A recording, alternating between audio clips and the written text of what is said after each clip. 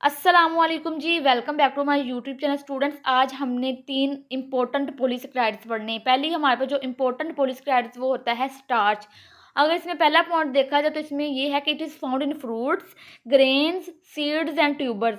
जो हमें स्टार्च होता है वो हमें फ्रूट्स में, ग्रेन्स में, सीड्स में और ट्यूबर्स में हमें मिलता है। ठीक है, इसका अगला पॉइंट ये है कि it is the main source of carbohydrates. ये कार्बोहाइड्रेट्स का सबसे मेन सोर्स होता है फॉर एनिमल्स के लिए। ठीक है, तो एनिमल्स के लिए जो हमारे पास स्टार्च होता है वो मेन सोर्स होता है कार्बोहाइड्रेट्स का।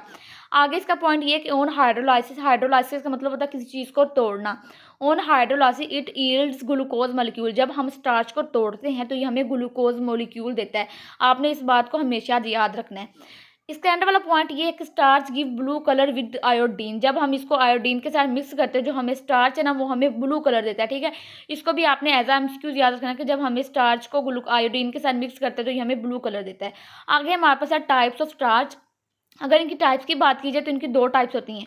एक होती है अमाइलोज स्टार्च और दूसरी होती है अमाइलोपेक्टिन स्टार्च। ठीक है, अगर अमाइलोज स्टार्च की बात करें तो इनका पहला पॉइंट ये होता है कि amylose starch have unbranched chain. Amylose starch के पास अनब्रांच्ड चेन होती है। दूसरा पॉइंट इनका ये होता है कि amylose starch are soluble in hot water. और जो हमारे पास अमाइलोज स्टार्च होती हैं वो हॉट वाटर में बहुत ही सोलुबल होती है, मतलब कि बहुत ही जल्दी डिजोल्व हो जाती है। ठीक है, आगे हम पढ़ते हैं अमाइलोपेक्टिन। अच्छा जी, आगे हमारे पास है अमाइलोपेक्टिन। इनका पहला पॉइंट ये है कि amylopectin starch have branched chains of glucose.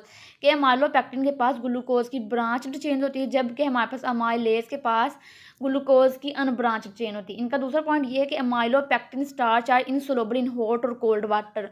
और ये जो अमाइलोपेक्टिन होते हैं ना तो ये हॉट और ना ही कोल्ड वाटर में सोलुबल होते हैं, मतलब कि डिजोल्व नहीं होते। ठीक है, अगर आपको डिफरेंस आ जाए कि आप डिफरेंस कर लें अमाइलोज में और अमाइलोपेक्टिन में तो आपने यही दो पॉइंट्स लिखने। आगे हमारे पास जो दूसरी इंपॉर्टेंट पॉलीसेकेराइड्स है वो है हमारे पास ग्लाइकोजिन।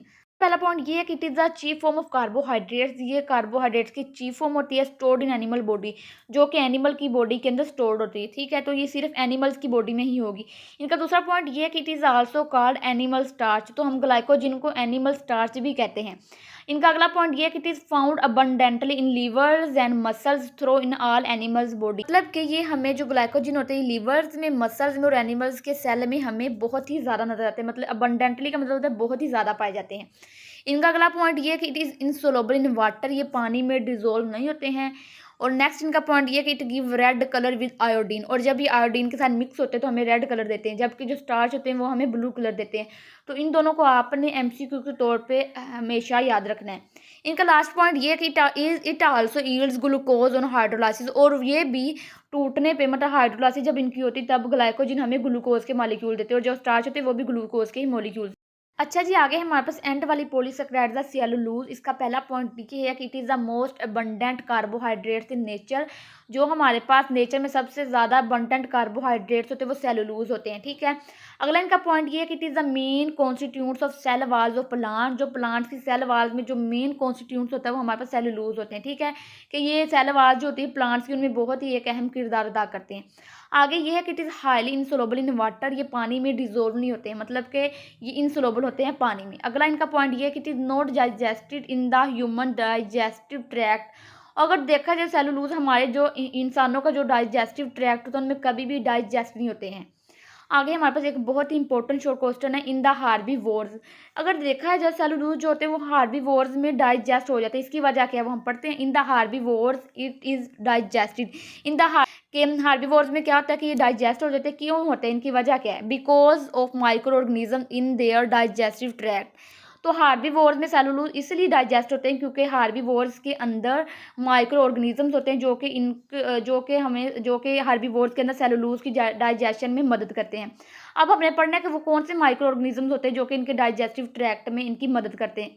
दो माइक्रो ऑर्गेनिजम्स होते हैं, एक होती है बैक्टीरिया, दूसरी होती है ईस्ट और तीसरी होती है प्रोटोजोआ। अच्छा जी, यहाँ तक हमारी बात क्लियर होगी कि जो माइक्रो ऑर्गेनिजम्स होते हैं वो हार्बीवोर्स को सेलुलोज की डाइजेशन में मदद करते हैं। ठीक है, अगला इनका पॉइंट ये है कि होना hydrolysis it yields glucose molecule. जब हम सेलुलोज को तोड़ते हैं तब सेलुलोज भी हमें ग्लूकोज मॉलिक्यूल देते हैं। इनका लास्ट पॉइंट ये है कि cellulose give no colour with iodine. तो जब सेलुलोज को हम आयोडीन के साथ मिक्स करवाते हैं तो ये कोई भी कलर नहीं देते हैं। आपने इस बात को याद रखना है कि जो स्टार्च होते हैं वो ब्लू कलर देते हैं और जो ग्लाइकोजन होते हैं वो रेड कलर देते हैं, जबकि जो सेलुलोज है वो कोई भी कलर नहीं देते। आगे हम और भी अच्छा जी, आगे हमारे पास है सेलुलोज की एग्जांपल। तो इसकी एग्जांपल ये है, cotton is the pure form of cellulose. तो कॉटन हमारे पास सेलुलोज की प्योर फॉर्म होती है, ठीक है। आगे हमने पढ़ना है सेलुलेज, कि सेलुलेज क्या होता है। तो सेलुलेज एक ऐसा एंजाइम होता है जो कि हार्बीवोर्स सेक्रीट करते हैं, ठीक है। तो इसकी डेफिनेशन ये है कि these micro organism secrete an enzyme called cellulose for its digestion. तो हमारे पास माइक्रो ऑर्गेनिजम्स होते हैं, मतलब कि बैक्टीरिया, ईस्ट और प्रोटोजोआ क्या करते हैं कि वो एक एंजाइम को सेक्रीट करते हैं ताकि जो इनकी डाइजेशन में मदद करे, और वो सेलुलेज कहलाता है, ठीक है। तो ये आपने तीनों जो हमारे पास पॉलीसेकेराइड्स थे, इनको आपने ऐसे ही याद करना, और जब आपको लॉन्ग क्वेश्चन आएगा तो आपने तीनों इसी तरह लिखने। ओके जी, अल्लाह हाफिज़।